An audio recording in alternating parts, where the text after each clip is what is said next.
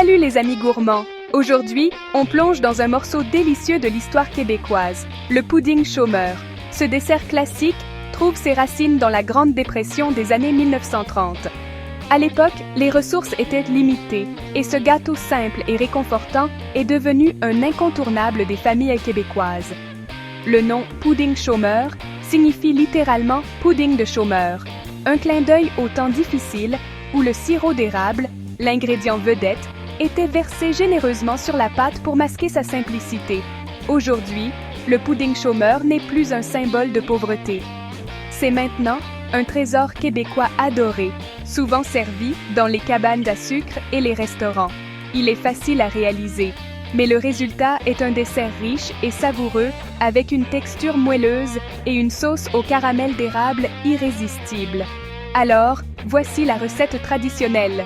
Pour la pâte, vous aurez besoin de farine, poudre à pâte, sel, beurre, sucre, œufs, lait et pour le sirop, cassonade, eau, beurre. Commençons par le sirop.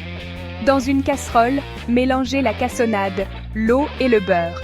Portez à ébullition, puis laissez mijoter jusqu'à l'obtention d'un sirop épais. Ensuite, pour la pâte, mélangez les ingrédients secs, farine, poudre à pâte et sel. Crémez le beurre et le sucre ensemble, puis ajoutez les œufs un à la fois.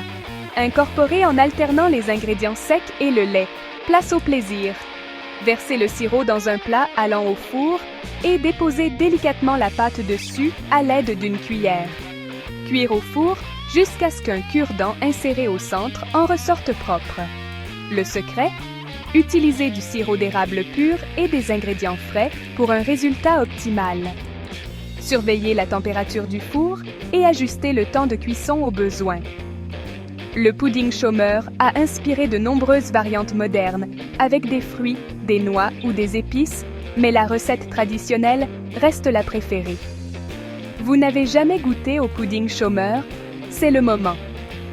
Ce dessert simple et réconfortant est parfait pour toutes les occasions. L'avez-vous déjà dégusté? Quelle est votre variante favorite? Dites-le moi dans les commentaires et n'hésitez pas à me poser vos questions si vous voulez d'autres recettes. Bon appétit!